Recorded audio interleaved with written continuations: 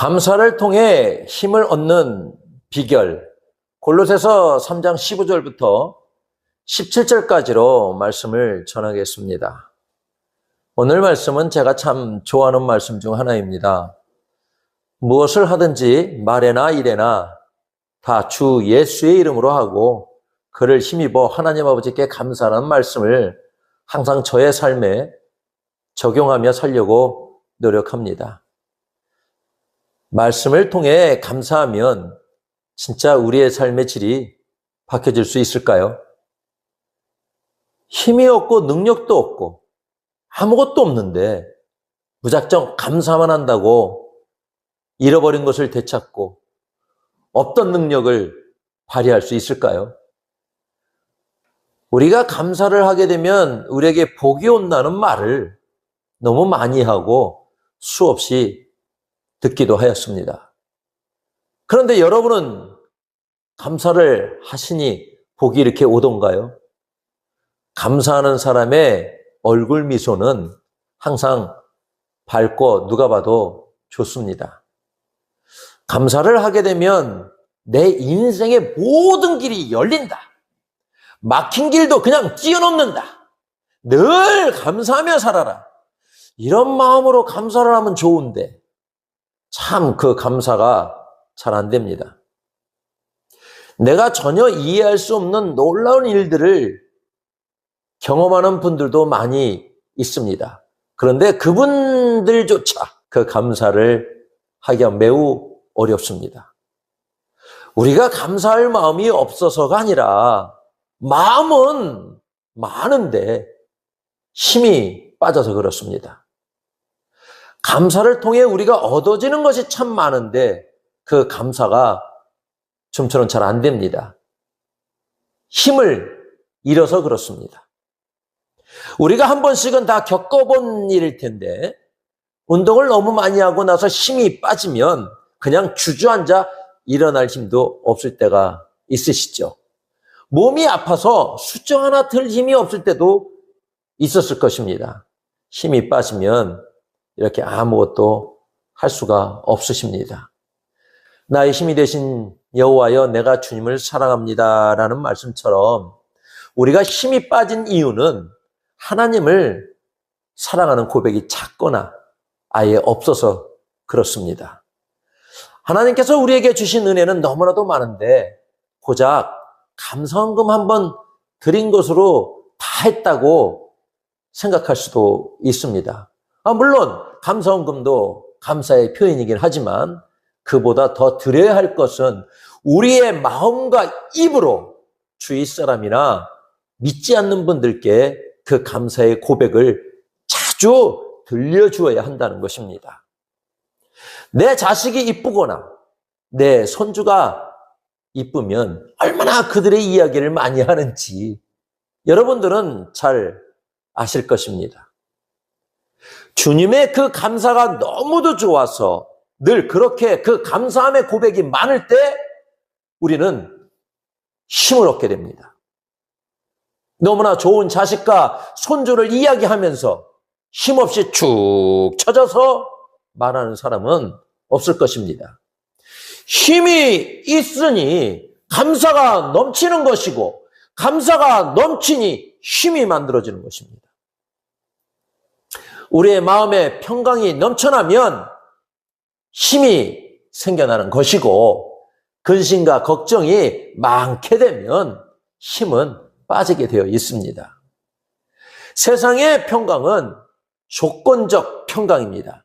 돈이 많이 있어야 평강하고 능력이 있어서 평강하고 명예가 있어야 평강하고 무엇이든 다 있을 때 평안하고 행복함을 느낍니다.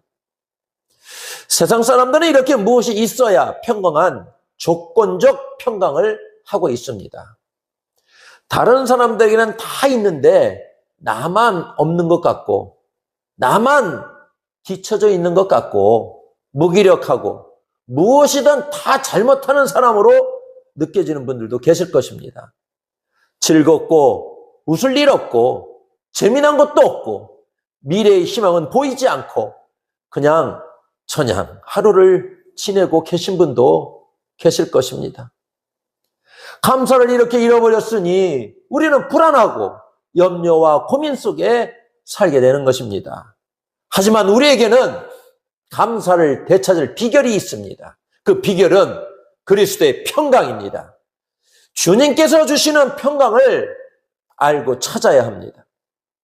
주님께서 주시는 평강은 우리가 얻고자 노력한다고 해서 가질 수 있는 것이 아닙니다. 우리에게 아무것 없어도 주님이 주시는 평강은 내 마음에 기쁨을 넘치게 합니다.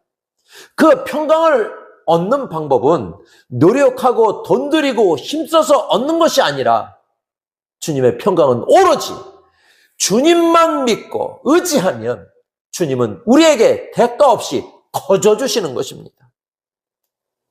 의심하지 말고 주님만 믿고 의지하십시오. 우리에게 주님은 평강을 허락하여 주실 것입니다. 주님께서 주시는 평강은 고통과 어려움, 염려와 불안이 찾아와도 절대 흔들리지 않는 안전하고 든든한 것입니다. 우리가 잘 되고자 무엇을 하고자 선택을 해야 할 때가 있거나 이런저런 고민으로 어려운 시간을 보낸다면 그때 모든 결정권을 주님께 맡기는 것입니다. 주님께서 모든 것을 하실 수 있도록 우리는 기도로 맡기는 것입니다. 설령 우리가 잘못된 판단과 선택으로 무엇을 하려고 한다면 그 잘못된 결과를 아시는 주님께서는 우리를 즉시 멈춰서 아무것도 못하게 하실 수도 있습니다. 우리가 어떤 일을 하면서도 불안하고 염려가 계속된다면 하나님께 기도로 물으셔야 합니다. 이제는 내 기분이나 욕심, 세상의 기준대로 사는 것을 멈추고 그리스도의 평강을 누리며 우리의 삶의 주도권을 모두 주님께 넘겨야 합니다. 놀랍게도 내 힘으로 하려는 노력을 포기하고 이 평강의 인도하심을 따를 때 주님께서는 우리의 삶 전체를 다스리시며 우리를 이끌어 주실 것입니다.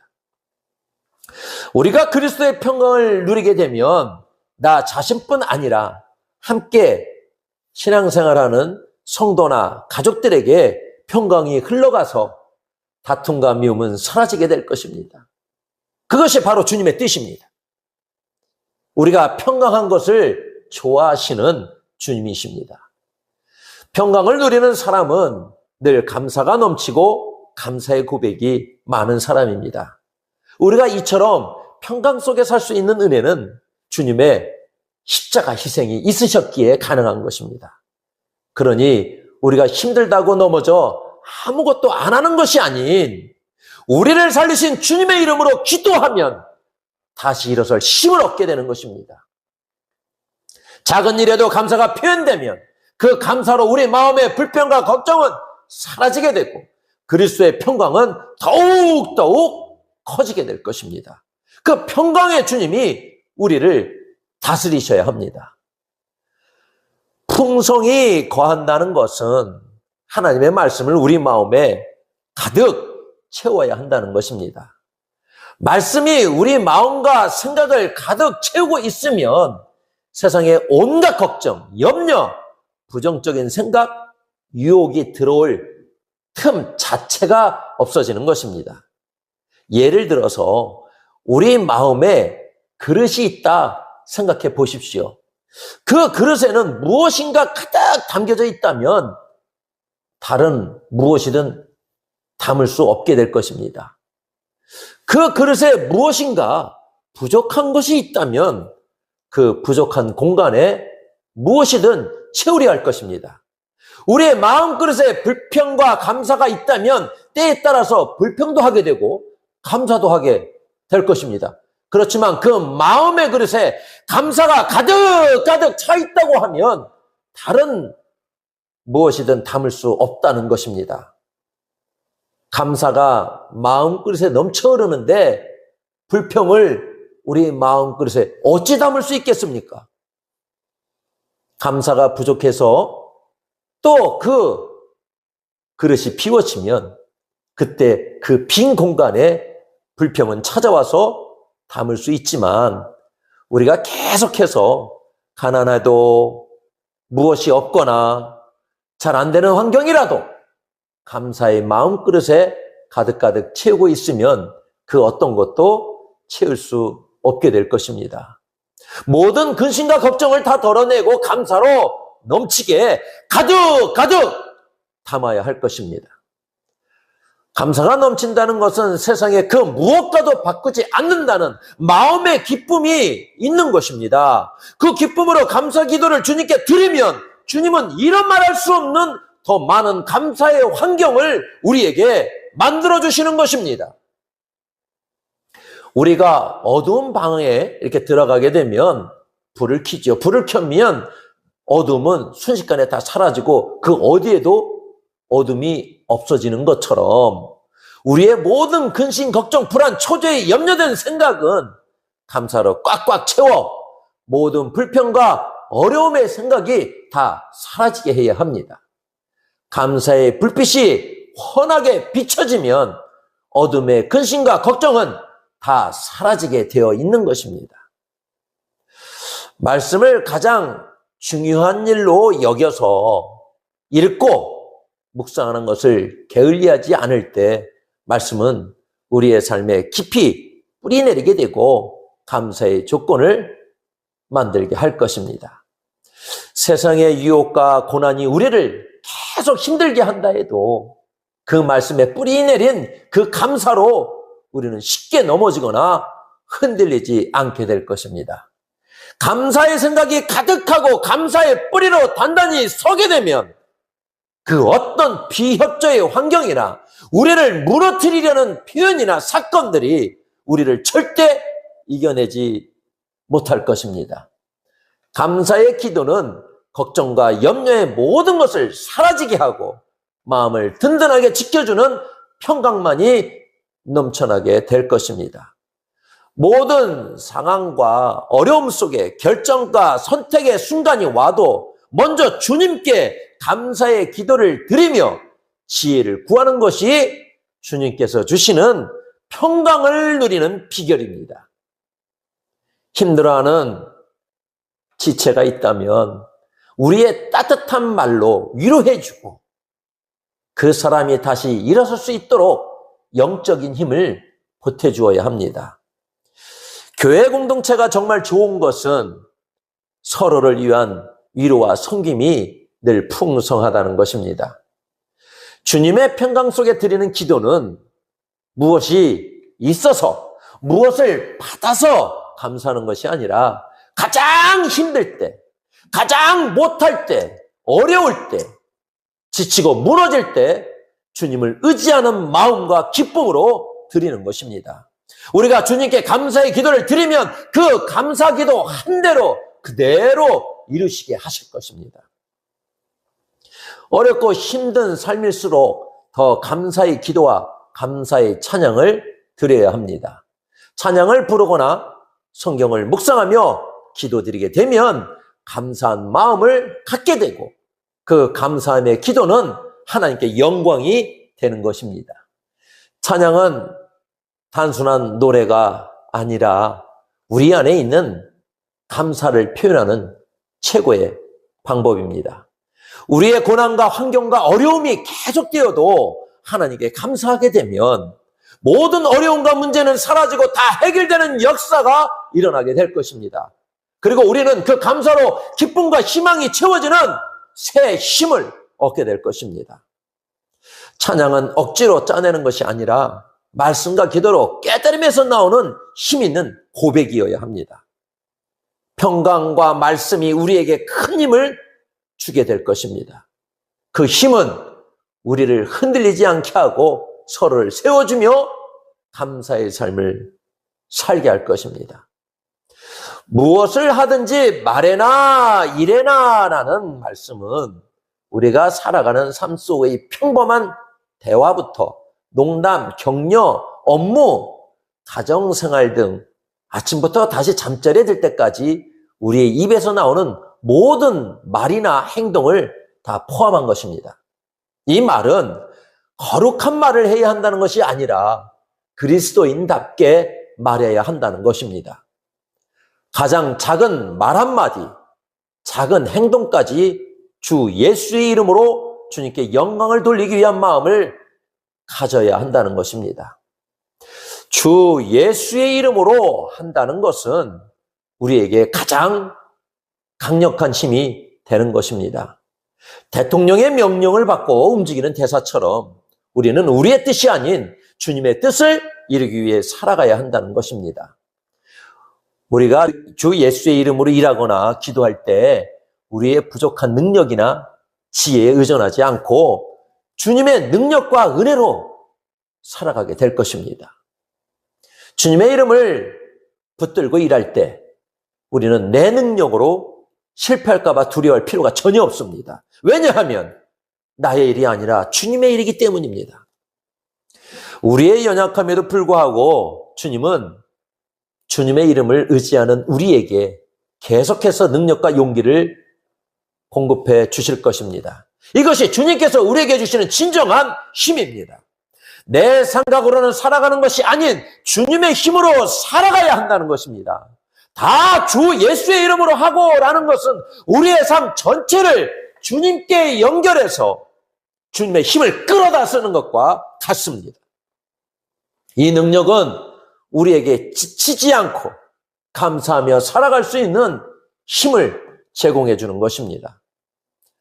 우리가 받은 모든 것, 능력, 건강, 시간, 지혜, 이 모든 것이 나의 노력이 아닌 하나님의 은혜임을 고백할 때 우리는 자연스럽게 감사의 마음을 표현하게 되는 것입니다. 이 감사야말로 우리의 마음속에 불평, 걱정을 몰아내는 가장 강력한 힘이 될 것입니다. 감사는 우리에게 참된 평안과 행복을 가져다 줍니다. 우리의 말과 일이 모두 주님께 영광과 감사로 드려주시기를 바라겠습니다. 이제 말 한마디라도 작은 일 하나라도 허투루 하지 마셔야 합니다. 사소한 대화, 따분한 업무, 집안일 하나하나를 주 예수의 이름으로 정성껏 해보시기 바랍니다. 주님께 감사의 고백을 드려보십시오. 이 고백이 바로 우리가 받은 모든 축복을 하나님께 돌려드리는 가장 아름다운 표현이 될 것입니다. 여러분의 모든 삶이 주님의 이름으로 하는 힘 있는 행동이 될 것입니다. 그리고 그 모든 행동은 결국 하나님 아버지께 드려지는 지속적인 감사가 될 것입니다. 이 감사의 힘은 우리를 낙심과 불평에서 건져 올리고 승리하며 살아갈 수 있는 영원한 힘이 될 것입니다. 여러분의 마음에 떠오르는 작은 결단이 한 가지라도 있다면 감사의 결단을 오늘 주님께 올려드리십시오. 그 작은 감사와 순종이 여러분의 삶 전체를 변화시킬 큰 힘이 될 것입니다. 이 감사와 능력으로 주님 안에서 평온과 승리를 누리시기를 바라겠습니다. 기도드리겠습니다.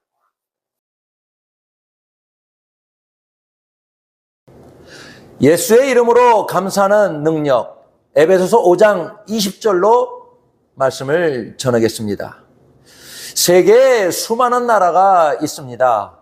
그 나라마다 각자의 언어를 사용하고 그 나라 전통의 옷이 있고 문화가 있고 생활이 있습니다. 우리가 사는 세상은 사실 두 개의 나라로 나뉘어 있습니다. 바로 불평의 나라와 감사의 나라입니다. 이 두 나라는 우리의 마음속에 존재하며 우리가 어떤 마음을 품느냐에 따라 우리의 삶이 완전히 다릅니다. 불평 나라는 모든 것이 부족함만 있는 곳입니다. 해가 뜨면 너무 덥다 불평하고 비가 오면 꿉꿉하다, 우울하다 불평합니다. 날씨가 좋을 때는 그저 당연하게 여깁니다. 산에 진미를 먹어도 어제 먹은 것보다 맛없네. 이 반찬은 왜 이렇게 짜? 라며 흠을 잡습니다. 항상 남과의 비교 속에서 살아갑니다. 남의 성공은 시기와 질투의 대상이며 자신의 고난만이 세상에서 가장 힘든 것이라 불평합니다. 불평나라의 사람들은 이미 가진 축복을 보지 못하고 부족한 것만 생각하고 말합니다. 만족이란 없으며 마음속 감옥에 갇혀 끊임없이 불행을 만들어냅니다. 감사나라는 모든 것에 감사만 있는 곳입니다. 해가 뜨면 따뜻한 햇살에 감사하다 하고 비가 오면 생명을 살리는 귀한 은혜의 비라고 찬양합니다. 소박한 음식을 먹어도 굶지 않고 먹을 수 있는 것에 감사하다고 기도합니다. 남의 성공을 보며 함께 기뻐하고 자신의 고난 속에서도 하나님의 깊은 뜻과 배움을 찾으려 노력합니다. 감사 나라에 사는 가난한 사람이 한 사람이 있었는데 그 사람은 늘 낡은 신발 대신에 새 신발을 신고 싶은 마음이 있었습니다. 그러나 길을 가다가 다리가 없는 사람을 보게 됩니다. 그 순간 자신이 가지고 있는 것에 깊이 감사했습니다. 하나님, 저에게 걸을 수 있는 두 다리를 주셔서 감사합니다. 낡았지만 저를 보호해 줄 신발이 있음에 감사합니다. 저는 걷고 뛸 수 있습니다. 감사나라의 사람들은 자신이 가지지 못한 것 때문에 괴로워하지 않고 이미 누리고 있는 축복을 발견하는 것입니다. 그들은 마음의 감옥을 열고 자유와 행복을 누리며 가진 것을 통해 기쁨을 만들어내는 것입니다. 한국의 국민은 한국에서 보호를 받고 한국의 복지를 누리며 살아가고 북한의 나라는 북한의 감시 속에 세계에서의 나라가 아닌 자신만의 나라에서 살아갑니다. 어느 나라, 어느 국민이냐에 따라 정말 엄청나게 다른 삶을 살아가게 되는 것 같습니다. 어떤 나라에서 태어났느냐에 따라 말과 문화, 자유와 억압 속에 살게 됩니다. 불평과 억압 속에 살아가는 국민이 행복할 수 없습니다. 북한에서 탈북하여 한국으로 오신 분들은 더 이상 감시와 어려움이 아닌 한국 국민으로 모든 복지와 자유를 누리며 그렇게 살게 되는 것처럼 우리도 이제는 불평의 나라에서 탈출해서 감사의 나라로 와서 살아야 할 것입니다. 자유와 감사의 나라에서 누릴 수 있는 모든 것을 누리며 사는 것입니다. 감사를 할 수밖에 없는 환경에서 감사하는 감사. 너무도 좋은 일들 속에 감사하는 감사가 있고 되는 일도 하나도 없고 늘 안 좋은 일들만 계속되는 삶 속에서도 감사하는 감사가 있습니다. 내가 좋아서 감사하는 감사가 있고 상대가 좋아해서 감사하는 감사가 있습니다. 지금까지 우리들의 감사는 어떠한 환경에서 감사를 말하고 감사한 마음을 가졌을까요? 훈련과 단련으로 만들어진 몸 좋은 사람들에게는 추운 겨울과 견딜 수 없는 어려움의 환경은 그리 힘들지 않은 일들이 되겠지만 훈련이 없거나 이겨내기 어려운 평범한 사람들에게는 너무도 견딜 수 없는 환경이 될 것입니다. 감사도 훈련과 배움을 통해 지금보다 훨씬 더 좋은 삶으로, 더 나은 삶으로 살 수 있고 지금처럼 상황별 느껴지는 그 마음에 따라 불평과 감사를 할 수 있다는 것입니다. 훈련과 단련으로 우리의 몸이 달라지듯이 감사 또한 훈련과 배움으로 사람이 달라질 수 있습니다. 감사하며 살아야 한다. 무조건 감사하며 살자라는 말은 기본적인 상식처럼 우리가 알고 있는 말입니다. 그러나 그 감사를 하면 좋은 일이 있고 좋은 거야 라고 말하면서도 우리는 정작 감사의 삶을 살고 있지 못합니다. 왜 그럴까요? 힘들고 지쳐있기에 감사보다는 불평과 한숨만 나오는 것입니다. 감사에는 세 가지 감사가 있는데 조건적인 감사, 형통할 때의 감사, 상황을 초월한 믿음의 감사가 있습니다. 조건적인 감사는 만약에 감사라는 것인데 만약 하나님이 이 고난에서 나를 꺼내주신다면 내가 감사하겠습니다. 하나님께 감사할 수 있는 조건을 내주며 감사하겠다는 그런 감사입니다. 형통할 때의 감사는 무엇 때문에 감사하는 것입니다.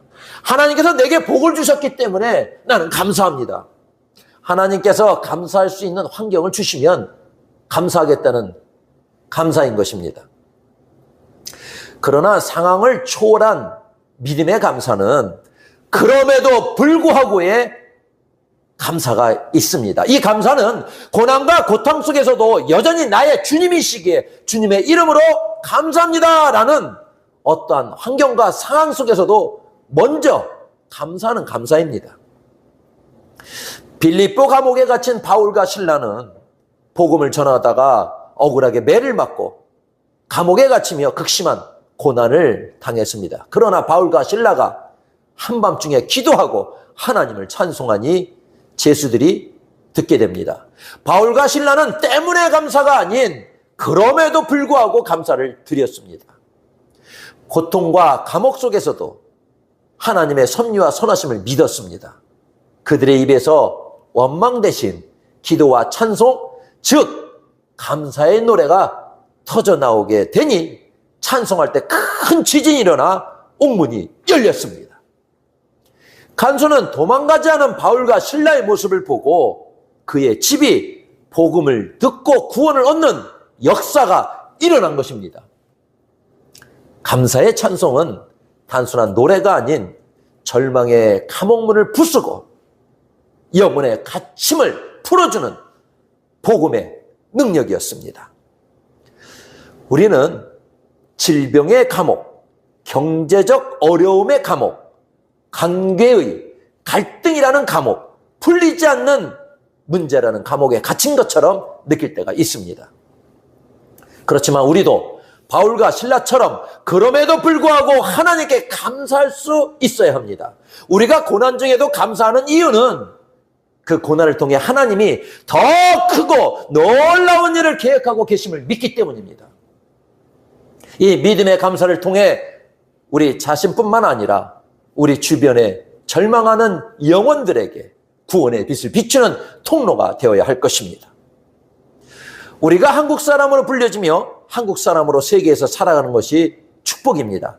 당신은 어디 사람입니까? 한국 사람입니다. 아, 코리아! 우리가 한국 사람으로 살아가도록 하나님께서 한국을 복음의 나라, 선교하는 나라가 되게 하셨고 우리는 교회가 많은 한국에서 사는 것이 우리의 축복이고 감사입니다. 우리가 내 삶의 주인으로 내 마음대로 살아가는 삶과 예수의 사람으로 살아가는 삶은 엄청나게 다릅니다. 감사를 해도 내 이름이 아닌 예수의 이름으로 하는 것입니다. 지금 내 삶은 내가 생각하기에는 초라하고 부족한 사람이 되지만 예수의 이름으로 살아가는 삶은 그 분의 이름이 있기에 절대 초라하고 부족하게 느끼지 못하는 것입니다. 부자로 살아가는 삶과 잘 살아가는 삶은 다릅니다. 부자로 살 수는 있지만 마음에 평안이 없고 이해와 용서가 없다면 얼마나 힘들고 어렵겠습니까? 누가 자신의 것을 빼앗는다는 불안에서 살게 되면 자식이라도 부모라도 원수가 되는 세상입니다. 그러나 가난하게 살아도 믿음 안에서 살아가며 서로를 위로하며 응원하며 이해와 사랑으로 살게 됩니다. 그 어떤 오해가 있다 해도 기도하면서 서로를 존중하며 귀히 여기게 됩니다. 오해는 이해로 바뀌어 서로에게 행복한 삶을 살게 하는 것입니다. 우리의 이름은 보잘것없는 이름이지만 우리의 이름 앞에 예수님의 이름이 더해지면 참 멋진 이름과 삶이 됩니다. 예수의 사람 누구 얼마나 멋집니까? 누구의 사람으로 산다는 것과 누구와 함께 살아간다는 것이 축복입니다. 예수의 사람으로 살아간다는 것은 단순히 교회에 다니는 것을 넘어 우리의 존재 자체가 예수 그리스도께 속해 있다는 것을 의미합니다. 이제 더 이상 세상의 가치관이나 우리의 옛습관에 속한 사람이 아닙니다. 우리의 주인은 예수 그리스도이시며 우리의 시민권은 하늘에 있습니다. 예수의 사람으로 산다는 것은 예수님의 성품과 삶의 방식을 따르는 것입니다. 우리의 생각과 말과 행동이 내가 원하는 것이 아니라 예수님이 원하시는 것을 따라서 변화될 때 우리는 비로소 세상 속에서 예수님의 모습을 드러내는 진정한 그리스도인으로 살게 되는 것입니다. 예수의 사람으로서 우리가 취해야 할 가장 아름답고 능력 있는 삶의 방식은 바로 예수의 이름으로 감사하는 것입니다. 우리의 감사는 세상 사람들이 잘 풀려서 드리는 조건적인 감사가 아닙니다. 우리의 감사는 오직 예수 그리스도로 말미암아 구원의 은혜에서 나오는 것입니다. 우리가 어떤 형편에 있든지 감사할 수 있는 이유는 예수님께서 이미 우리를 위해 가장 크고 결정적인 구원을 이루셨기 때문입니다. 이 은혜가 우리의 감사에 끊임없는 힘이 되어야 할 것입니다. 에베소서 5장 20절에 범사에 우리 주 예수 그리스도의 이름으로 항상 아버지 하나님께 감사하며 라고 권면하고 있습니다. 예수 이름으로 감사한다는 것은 단순히 문장에 예수 이름으로를 덧붙이는 주문이 아닙니다. 우리의 공로나 자격이 아닌 오직 예수님의 자격과 권위를 의지하는 것입니다. 우리의 기도가 응답받는 근거는 우리의 간절함이 아니라 예수 그리스도의 이름에 담긴 권세와 능력입니다. 모든 기도를 하고 나서 누구의 이름으로 기도하느냐가 매우 중요하듯이 감사를 해도 누구의 이름으로 감사하는 것에 큰 차이가 있습니다. 예수님의 이름으로 감사한다는 것은 그 감사의 시작과 이유가 모두 예수님으로 인해 감사하다 하는 것입니다. 죄인으로서의 감사는 예수님 이름의 감사가 될 때 하나님과 연결이 되는 것입니다. 전달되지 않은 감사의 표현은 상대가 절대 알 수 없습니다. 직접 전달할 수 없는 상황에서 감사를 전달할 수 있는 방법은 누군가를 통해 전해주는 것입니다. 우리가 예수의 이름으로 감사하게 되면 그 감사는 예수님을 통해 하나님에게 드려지는 감사가 되는 것입니다.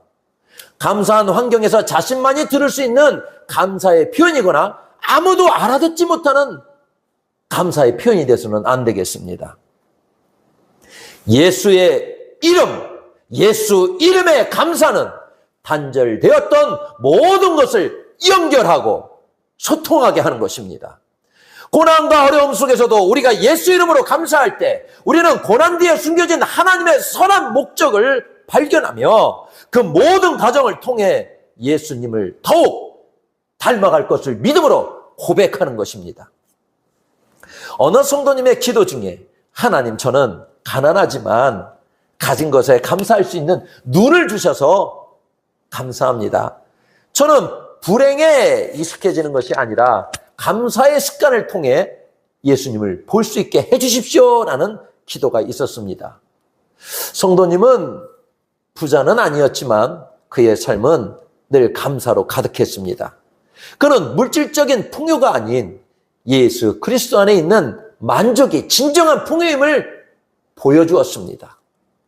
예수 이름으로 감사할 때 우리 마음은 세상의 조건에 흔들리지 않고 하나님의 은혜라는 만족함에 늘 행복할 수 있습니다. 예수 이름으로 감사하는 삶은 우리가 이 땅에서 누려야 할 능력입니다. 우리가 그리스도인으로서 이 땅에 살아갈 때 하나님께서 우리에게 주신 수많은 영적 선물들이 있습니다. 그 중에서도 예수의 이름으로 감사하는 삶은 단순한 마음을 넘어 우리의 삶을 변화시키고 승리하게 만드는 가장 강력한 능력임을 선포하고 행동하는 것입니다. 우리의 삶은 보이지 않는 영적 전쟁터입니다. 마귀는 끊임없이 우리 안에 원망, 불만, 불신을 넣어서 하나님과의 관계를 단절시키고 힘을 잃게 만듭니다. 불평은 사탄의 통로입니다. 마귀는 우리 입에서 왜 하필 나에게? 하나님은 나를 사랑하시지 않아. 라는 불평이 터져나오기를 기다립니다. 이 불평은 우리가 스스로 절망이라는 감옥의 문을 여는 행위입니다. 감사는 사탄을 침묵시키는 능력입니다. 우리가 고통과 어려움 속에서도 예수 그리스도의 이름을 부르며 감사할 때 사탄은 더 이상 우리를 모함하거나 비방할 수 없게 됩니다. 이 상황은 힘들지만 예수의 이름으로 충분히 이겨낼 수 있고, 이 고난은 잠깐 지나갈 거야. 난 절대 힘들지 않아. 참 감사한 일이야. 이렇게 예수의 이름으로 드리는 감사는 마귀의 계략을 무너뜨리고 절망을 침묵시키는 가장 강력한 영적 무기가 될 것입니다. 똑같은 상황이라도 어떻게 보느냐에 따라 전혀 다른 의미로 다가옵니다. 예수의 이름으로 감사하는 삶은 우리에게 하나님의 시각과 뜻을 제공하여 절망을 소망으로 바꾸는 능력을 갖는 것입니다. 모든 일이 잘 되어서 감사라는 것이 아니라 모든 상황 속에서도 변함없이 선하신 하나님께 감사라는 것입니다. 예수 이름으로 감사할 때 우리는 왜 나에게 이런 일이, 이런 생각 대신에 이 일을 통해 하나님이 나에게 무엇을 가르치려 하시는가를 묻게 되는 겁니다. 예수 이름으로 감사하는 삶은 단지 개인의 신앙에만 영향을 미치는 것이 아니라 우리의 주변의 관계와 영혼까지도 치유하고 풍요롭게 하는 능력을 가지고 있습니다. 세상의 불평은 항상 부족에서 옵니다. 내가 가지지 못한 것, 남이 가진 것에 대한 시기에서 불평이 시작됩니다. 그러나 예수의 이름으로 감사할 때 우리는 예수 그리스도 한 분만으로 충분하다는 만족을 얻습니다. 이 만족은 세상이 줄 수도 빼앗을 수도 없는 하나님의 평안이며 영혼을 풍요롭게 하는 근원적인 능력입니다. 고난 속에서도 예수의 이름으로 감사하는 성도의 모습은 세상 사람들에게 가장 강력한 복음의 증거가 됩니다. 우리의 감사는 주변 사람들의 영혼을 구원하는 능력 있는 전도의 통로가 됩니다. 예수 이름으로 감사하는 삶은 우리가 이 땅에서 누려야 할 가장 강력한 능력입니다. 이 능력은 우리의 상황을 바꾸지 못하더라도 상황을 대하는 우리 자신을 변화시키며 그 변화를 통해 환경까지도 주님의 뜻대로 만들어주시는 것입니다. 원망과 불평을 멈추고 모든 일에 예수 이름의 권위를 힘입어 감사를 선포합시다. 이 감사의 능력을 통해 여러분의 삶이 활짝 열리고 평안과 승리가 넘쳐나기를 예수 그리스도의 이름으로 축복합니다. 기도하겠습니다. 감사를 친구로 삼아 내 삶을 물들이라. 시편 118편 28절부터 29절로 말씀을 전하겠습니다. 여러 물품들을 가지고 이동하던 길에 불편함을 느껴서 끈을 찾게 되었습니다. 버려진 2개의 끈을 찾게 되었고 하나의 끈으로 물품을 묶었습니다. 그런데 그 끈에서 향기로운 향기가 나는 겁니다. 아마도 향나무를 묶어둔 끈이었던 것 같습니다. 또 하나의 끈으로 다른 물품을 묶으려고 하니까 묶을 수가 없었습니다. 이유는 악취가 나는 끈이었는데 아마도 쓰레기를 묶어둔 끈이었던 것 같습니다. 겉보기에는 똑같이 생긴 평범한 끈이었습니다. 그런데 전혀 달랐죠. 하나에서는 그윽하고 깊은 향나무 향기가 났고 다른 하나에서는 코를 찌르는 지독한 쓰레기 악취가 나는 것입니다. 끈 자체가 달랐던 것이 아닙니다. 그 끈이 무엇을 묶는 데 쓰였느냐에 따라서 향기가 나거나 악취가 난 것입니다. 우리 인생이라는 끈도 이와 똑같습니다. 남들이 보기엔 그저 평범하고 별거 아닌 인생 같아 보여도 우리가 감사라는 향나무를 내 인생에 단단히 묶고 살면 우리에게서는 향기가 나게 됩니다. 하지만 반대로 내 삶이 불평이라는 오물을 붙들고 그것에 묶여 살면 우리 인생에서는 원치 않는 악취가 날 수밖에 없습니다. 내 삶의 향기는 내가 무엇을 붙들고 사느냐에 달려있는 것입니다. 이처럼 감사는 우리가 어쩌다 한번 찾는 손님이 아니라 늘 가까이 하고 동행해야 할 가장 친한 친구 같습니다. 감사를 친구로 삼아 늘 함께 해보십시오. 그러면 신기하게도 내 생각에서 내 입술에 말에서 향기로운 긍정적인 말을 시작하게 될 것입니다. 감사는 단순히 기분이 좋아지는 것이 아닙니다. 감사는 아주 강력한 힘이 있습니다. 내 안을 가득 채우고 있던 어두운 불만과 삐딱한 불평들을 버리게 될 것입니다. 그리고 그 빈자리를 주님이 주신 감사들로 하나하나 채워나가며 결국 내 삶 전체를 감사로 가득 채우게 되면 감사의 사람으로 살게 되는 것입니다. 또한 이 감사라는 친구는 전염성도 무척 강합니다. 내가 먼저 감사하는 사람이 되면 그 기분 좋은 감사 바이러스는 나에게만 머물지 않습니다. 내가 사랑하는 가족에게, 매일 만나는 직장 동료에게, 그리고 우리 공동체로 소리 없이 번져나갑니다. 그리하여 결국에는 내가 속한 모든 것을 향기로운 감사의 공동체로 완전히 변화시키는 놀라운 역사를 일으키는 것입니다.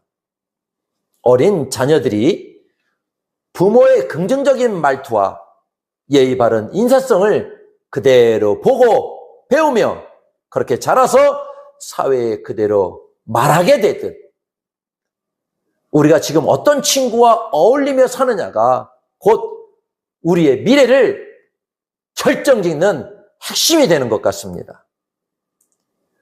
불평이라는 나쁜 친구를 멀리 하십시오. 근심과 걱정, 불안, 초조함을 가져다주는 그런 친구와 멀리 하셔야 그 빈 공간에 감사 친구를 불러올 수 있는 것입니다. 이제 감사라는 긍정적인 친구와 함께 하셔서 삶 전체가 감사로운 삶이 되셔야 합니다.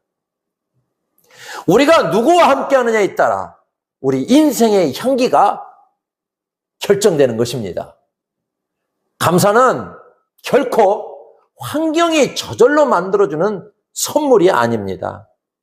감사의 씨앗은 하나님의 자녀인 우리 안에 이미 심겨져 있습니다. 다만 우리가 고단한 환경에 지쳐서 그 소중한 감사를 잠시 잊고 산 것뿐입니다.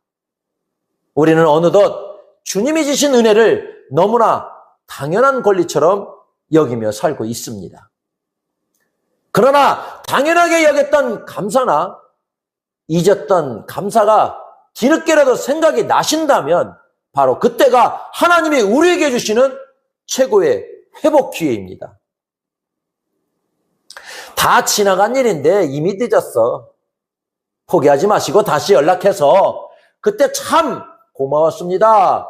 경황이 없어. 이제야 인사드립니다라는 그런 늦은 감사가 끊어졌던 관계를 다시 연결하고 메말랐던 우리 영혼을 다시 살려내는 것입니다.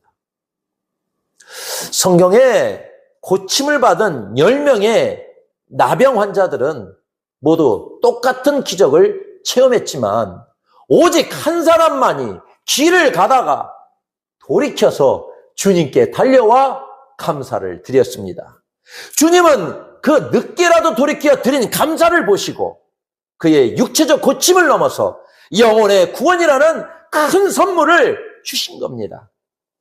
우리도 마찬가지입니다. 별것 아닌 나를 누군가의 소중한 아내와 남편으로 또 신앙 공동체의 일원으로 세워주신 그 은혜가 문득 깨달아진다면 미루지 마시고 지금 감사하시는 것이 좋겠습니다. 뒤늦게라도 돌아와서 감사드린 그 한 사람처럼 우리도 지난 세월과 시간 속에 너무도 고마웠던 일들이나 사람이 있다면 늦은 표현이지만 돌이켜서 감사하셔야 할 것입니다. 지나간 시간들이지만 지금 당장 생각나는 감사의 대상이 있다면 그 대상이 사업장의 사장님이나 거래처의 사장님 혹은 직장 동료, 우리의 이웃, 친척, 가족이라면 주저하지 말고 문자 한 통이나 전화로 감사의 표현을 하시기 바라겠습니다. 지나간 시간들 참 고마웠습니다. 미안했습니다. 함께 해주어 고맙습니다라는 감사의 표현은 서로의 관계를 든든하게 할 것입니다. 잊었던 감사를 기도하며 표현하게 되면 하나님의 능력과 사랑이 우리에게 나타나게 될 것입니다.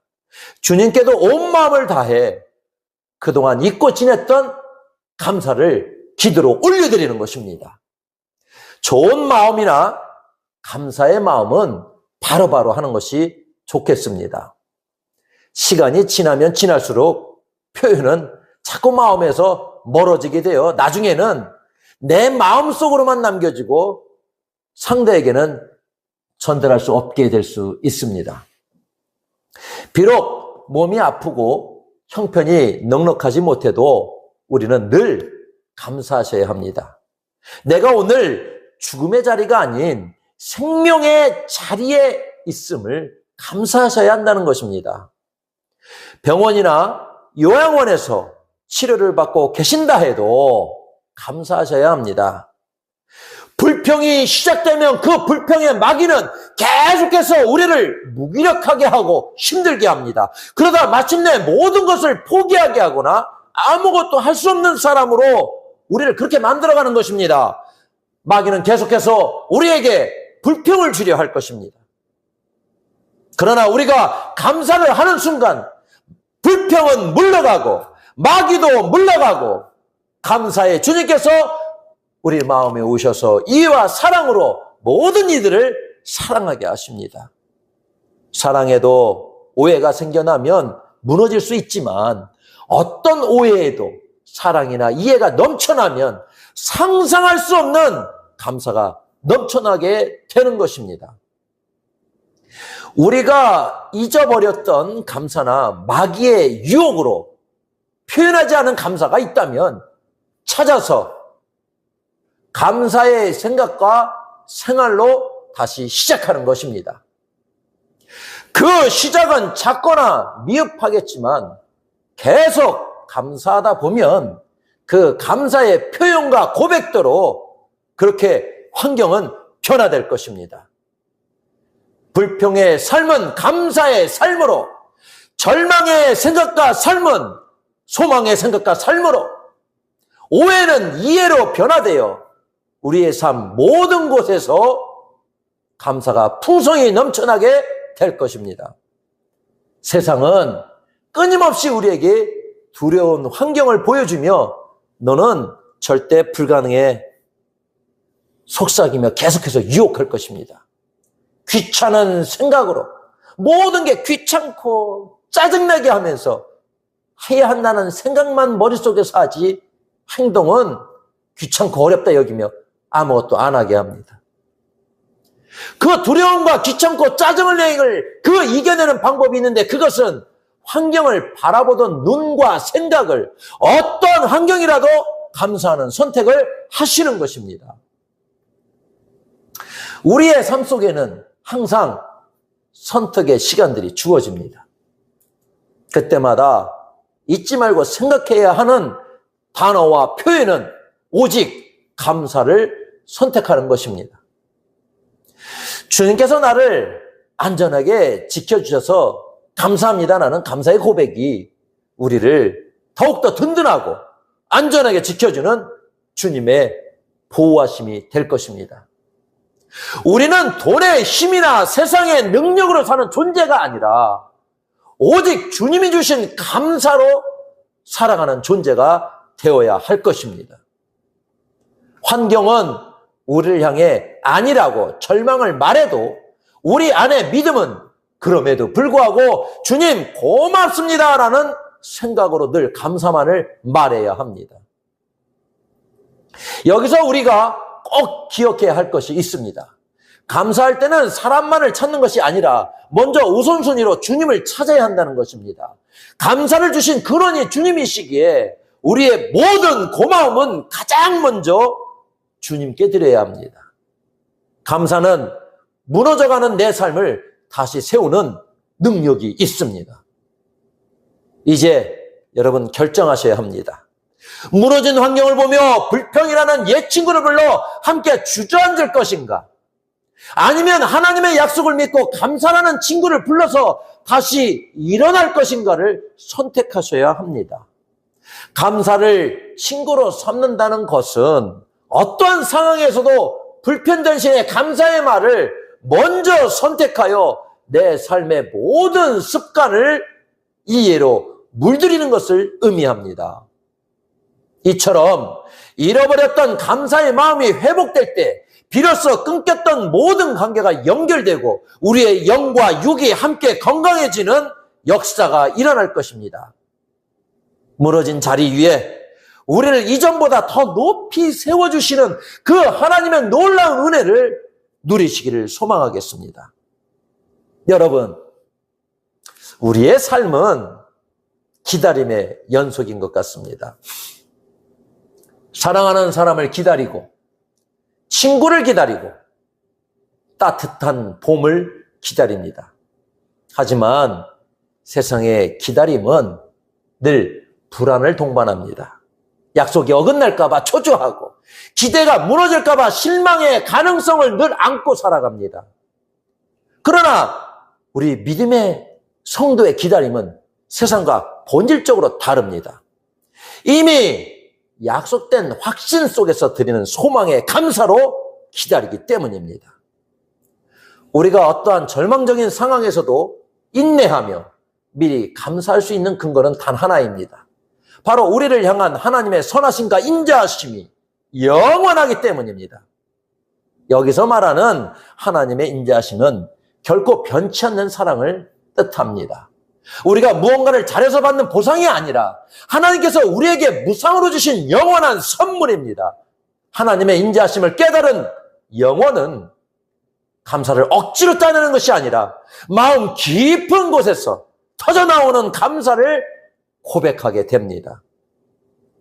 좋은 친구와의 약속이 기다리는 사람에게 이미 큰 기쁨을 주듯 하나님의 약속은 세상 그 어떤 인간의 약속보다 확실합니다.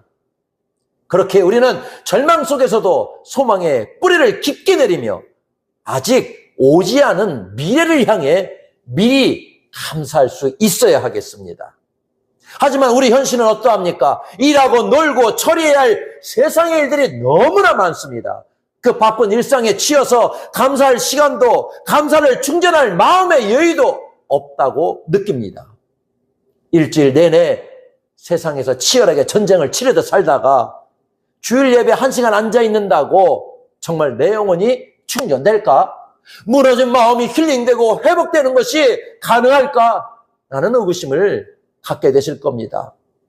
세상에는 우리를 유혹하고 즐겁게 할 것들이 너무나 많기 때문입니다.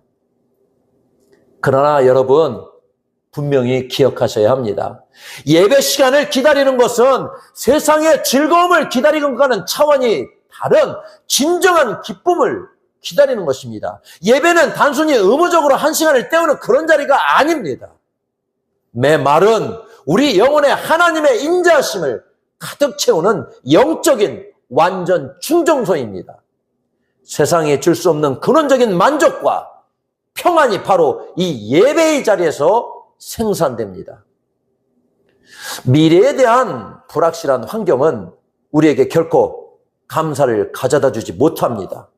하지만 우리가 예배를 통해 감사는 일시적인 기분을 넘어 세상을 이기는 영원한 능력이 됩니다. 예배를 기다리는 그 사모하는 마음 자체가 이미 우리의 삶에 감사의 조건을 만들고 기쁨을 만들어내는 것입니다.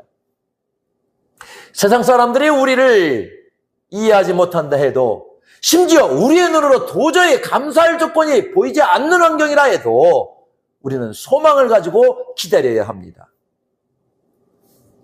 지금 당장 고난의 자리에 있다 할지라도 그것을 소망을 위한 하나님의 훈련 과정으로 여기며 입술의 불평을 멈춰야 할 것입니다.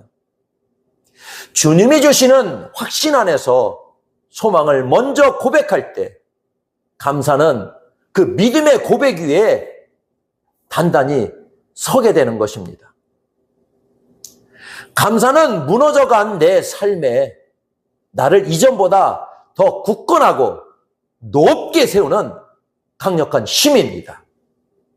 눈앞의 당장 큰 문제보다 하나님의 영광을 먼저 바라보며 감사를 선택하셔야 합니다. 감사라는 친구와 함께 하게 되면 여러분의 삶은 기쁨으로 가득 채워지고 여러분의 인생은 그리스도의 진한 향기로 아름답게 물들게 될 것입니다. 지금 여러분의 삶은 무너져 있습니까? 혹은 간절한 소망 중에 눈물로 기다리고 계십니까? 그렇다면 지금 감사라는 친구를 부르십시오. 그 친구가 여러분의 입술을 물들이고 여러분의 생각을 물들이며 마침내 여러분을 애워싼 무너진 환경까지 새롭게 물들일 것입니다. 감사 속에 우리가 있고 감사로 우리는 살아갑니다. 이 영광스러운 소망의 감사가 여러분의 삶에 충만하시기를 주님의 이름으로 간절히 축원합니다. 기도하겠습니다. 감사의 기억과 선포, 시편 103편 1절부터 5절까지의 말씀을 전합니다. 감사 시리즈 마지막입니다. 우리 삶을 송두리째 흔들어 놓는 아주 무서운 질병에 관해 이야기를 해보려 합니다. 우리가 나이가 들면서 가장 무서워하는 병이 무엇일까요? 보건복지부의 조사에 따르면 놀랍게도 죽음에 이르는 병, 암보다 나를 잊어버리는 병, 치매를 어르신들은 훨씬 더 두려워한다고 조사되었습니다. 왜 그럴까요? 그건 치매가 나라는 사람의 인생을 통째로 지워버리기 때문입니다. 내가 누구인지 잊어버리고 평생 사랑해온 자식의 얼굴을 몰라보고 내가 쌓아온 인격이 무너지는 그 모습이 너무나 가슴 아프기 때문입니다. 치매는 결국 관계를 끊어버리는 병입니다. 치매는 기억을 전혀 못하게 합니다. 나 자신도 누구인지 모르지만 가족도 동료도 아무것도 기억을 못해서 그 한 사람의 평가가 완전히 달라지는 힘든 병입니다. 암은 1년을 살지 얼마나 살지 모릅니다. 치매는 10년, 15년 더 많은 생명의 시간도 기대할 수 있습니다. 15년을 더 살 수 있지만 당장 죽을 수 있는 암보다 더 두려운 병이라 해서 차라리 암이 걸리는 것이 더 낫다 생각하십니다. 이처럼 기억을 잊어버리면 모든 것을 다 잃게 되는 것입니다. 그런데 여러분, 우리 영혼에도 무서운 병이 찾아올 때가 있습니다. 바로 하나님의 은혜와 감사를 까맣게 잊어버리는 영적 치매입니다. 영적인 치매가 걸려서 하나님이 주신 은혜와 감사를 새카맣게 잊고 그것을 전혀 기억 못하는 것입니다. 육신의 치매가 가족을 못 알아보는 것이라고 한다면 영적 치매는 나를 만드시고 지금까지 인도하신 하나님 아버지를 못 알아보게 만듭니다. 하나님께서 오늘까지 나를 어떻게 이끄시고 지켜주셨는데 우린 벌써 다 잊어버렸습니다. 하나님의 은혜와 감사로 살아온 것을 기억 못하면 우린 영적인 치매가 걸린 것입니다. 내가 누구인지, 내가 어떤 사명이 있는지, 어떻게 사역을 감당하며 어떻게 신앙생활을 해야 하는지 우린 다 잊어버리고 그냥 형식적으로 예배드리고 교회에 왔다 갔다 하는 교회에 다니는 사람이 되는 것입니다. 하나님의 은혜와 감사를 기억합시다. 그리고 늘 감사하는 삶을 살아가야 합니다. 영적 치매는 감사의 기억과 선포로 충분히 예방하고 치료할 수 있습니다. 하지만 우리가 그 은혜를 기억하지 못하고 감사를 잊어버린다면 우리 영혼은 마치 산소 공급이 끊긴 사람처럼 서서히 죽어가는 증상을 보일 수도 있습니다. 이스라엘 백성들이 홍해를 건널 때 얼마나 대단했습니까? 바다가 갈라지는 그 기적을 눈앞에서 봤습니다. 그런데 딱 사흘이 지나 물이 없으니까 어떻게 합니까? 금세 하나님을 원망하고 모세를 비난합니다. 이게 바로 영적 치매의 증상입니다. 어제의 기적을 오늘의 갈증 때문에 잊어버리는 것입니다. 하나님 중심이었던 인생이 당장 내 발등에 떨어진 불만 쳐다보는 문제 중심의 인생으로 순식간에 바뀌고 마는 것입니다. 여러분, 과거의 기억은 현재의 생각을 만들어냅니다.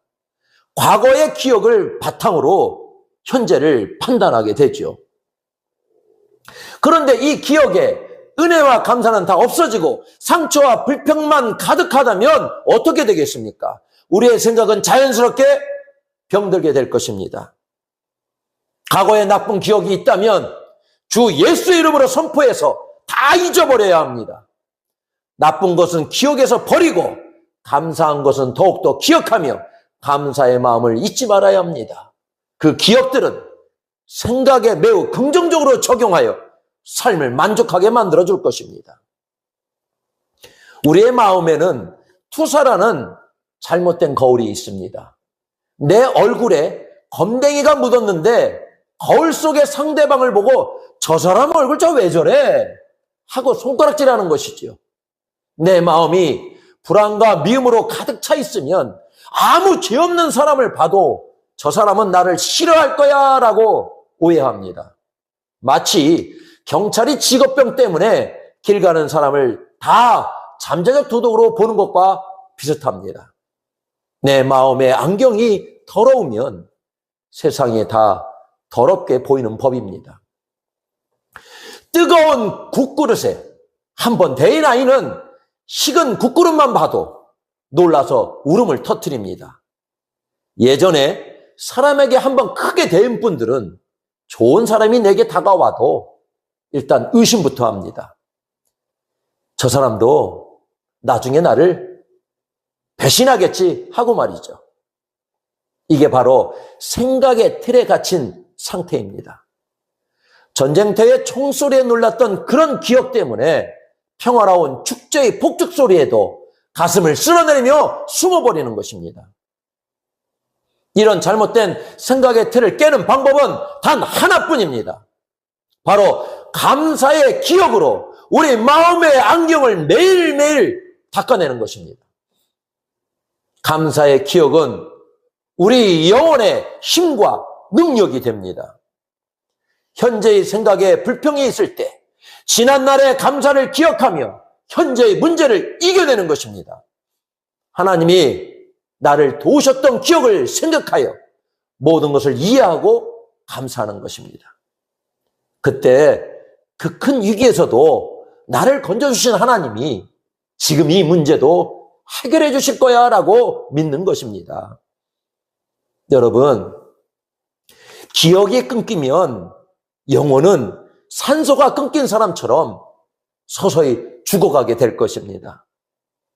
우리가 자꾸 세밀한 은혜까지 끄집어내서 기억하고 감사하기 시작하면 우리 마음에는 마귀가 감히 틈타지 못하는 튼튼한 감사의 성벽이 세워집니다. 여기에 똑같은 물이 있습니다. 이 물을, 뱀이 물을 마시게 되면 독을 만들고 소가 물을 마시면 우유가 됩니다. 똑같은 물인데 누가 먹느냐에 따라 독이 되기도 하고 우유가 되기도 합니다. 뱀이 물을 먹으면 독을 만들어내서 해를 끼치는 악이 만들어지고, 소가 똑같은 물을 먹어도 우유를 만들어서 유익을 주게 됩니다. 동일한 예배의 시간으로 예배를 드렸는데도 예배의 그 목적에 따라 자신의 목적에 의한 예배가 되고, 누구에게는 하나님께 영광을 위한 하나님의 목적에 의한 예배가 된다는 것입니다. 동일한 환경이라 할지라도 누구에게는 감사가 되고 누구에게는 불평과 불만이 되는 것입니다. 예배를 중요시 여기고 모든 일에 예배로 시작되는 감사의 생활은 현재뿐 아니라 미래에까지 영향을 주어서 모두를 유익하게 할 것입니다.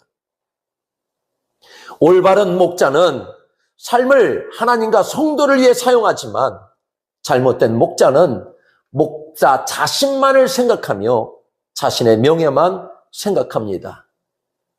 동일한 12시간, 24시간을 살았어도 하나님과 그 감사를 기억하며 감사의 기도를 드리는 사람이 있고, 삶 전체가 힘들고 어렵다며 불평과 불만으로 살아가는 사람이 있습니다.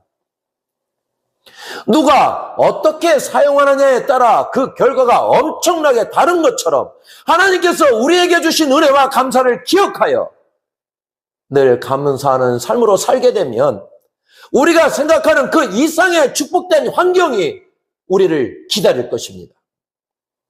지금까지 지내온 시간들 속에 하나님께서 우리에게 주신 은혜와 감사를 기억해서 하나님께 영광이 되는 삶을 살아야 하고, 불평과 불만은 감사의 기억으로 다 버려야 할 것입니다. 자신이 어떻게 살아왔는지 그 은혜가 하나님으로부터 왔다 기억해서 감사하는 그 감사는 더 많은 감사의 환경을 만들어 줄 것입니다. 건강한 영적 생활은 하나님의 은혜와 감사를 기억하여 하나님께 영광이 되는 것입니다. 이제 과거의 아픔이 만든 지침과 포기로 세상은 원래 힘든 곳이야, 난 늘 운이 없어 라는 부정적 생각 대신 하나님이 나를 사랑하신다, 이번에도 분명히 길을 여실 것이다 라는 새로운 생각을 감사의 기억으로 찾으셔야 합니다. 영적 치매를 이기는 최고의 처방전은 당연함을 버리고 감사함을 찾는 것입니다. 지금 내가 숨쉬는 것, 가족이 곁에 있는 것, 이 자리에 나와 기도할 수 있는 것, 이 모든 것을 하나님의 특별한 선물로 기억하셔야 합니다. 그럴 때 여러분의 영혼은 다시 생명력을 얻고 하나님과의 관계는 더욱 깊어질 것입니다. 우리 모두 영적 치매를 넘어 매 순간 하나님의 은혜를 노래하는 건강한 믿음의 주인공이 되시기를 바라겠습니다. 우리가 감사를 기억하여 하나님께 영광이 되면 하나님은 우리의 모든 죄를 용서해 주시고 모든 병을 고쳐주신다고 본문의 말씀에 기록되어 있습니다. 단순히 하나님께서 우리에게 주신 은혜와 감사를 기억하여 그 감사로 건강한 영적 생활을 살아간다면 우리의 모든 죄를 용서해 주시고 우리에게 있는 육체의 병과 마음의 병, 생각의 병까지 다 고쳐주신다고 하는 것입니다. 감사를 기억하여 선포하면 우리의 생명을 파멸해서 성령해 주시고 사랑과 자비로 복을 베풀어 주신다 하십니다. 여러분, 혹시 지금 삶의 무게 때문에 나는 이제 끝났다라고 생각하고 계신 분이 계신가요? 여러분의 생명은 파멸로 끝날 운명이 아닙니다.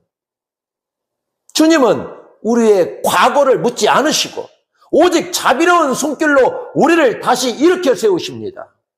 오늘 그 사랑의 품 안에서 진정한 쉼과 회복을 누리시기를 바라겠습니다.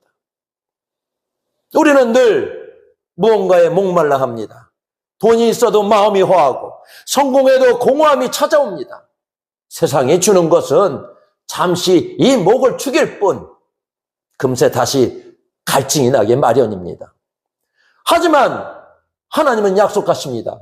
내 평생을 좋은 것으로 흡족히 채워주시겠다고 말입니다. 여기서 좋은 것은 세상의 일시적인 쾌락이 아닙니다. 우리 영혼이 가장 깊은 곳에서 갈망하는 평안, 기쁨, 그리고 하나님과의 교제입니다. 하나님은 우리 인생의 빈잔을 억지로 채우시는 분이 아니라 넘치도록 만족하게 하시는 분이십니다.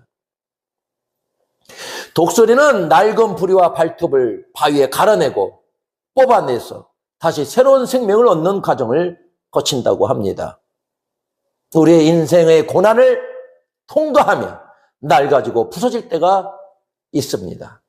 하지만 주님은 그 고난 끝에 우리를 다시 빚으셔서 마치 갓 태어난 독수리가 하늘을 박차고 올라가듯 우리에게 새로운 힘과 사명을 부어주십니다. 나이가 들어도 그 중심이 날마다 새로워지는 영적 청년의 삶을 살게 하십니다. 여러분, 지금 삶이 메말라 계십니까? 혹은 기력이 다해 주저앉아 계십니까? 나를 채우시는 분은 환경이 아니라 하나님이십니다. 나를 새롭게 하시는 분은 내 의지가 아니라 성령의 능력입니다. 오늘 이 약속을 붙드십시오. 주님, 내 평생을 주님의 좋은 것으로 채워주시옵소서. 나의 영혼이 독수리처럼 힘차게 솟구쳐 오르게 하시옵소서. 이 고백이 여러분의 오늘을 바꾸고 여러분의 평생을 지탱하는 능력이 되기를 바라겠습니다. 뱀이 물을 마시면 독을 만들지만 소가 물을 마시면 우유를 만드는 것처럼 똑같은 환경, 똑같은 시련이 닥쳐와도 영적 침에 걸린 사람은 불평이라는 독을 뿜어내지만 감사의 기억을 가진 사람은 찬송이라는 신령한 우유를 만들어냅니다. 지난 시간 속에 우리의 삶에 어찌 아픔과 상처가 없었겠습니까?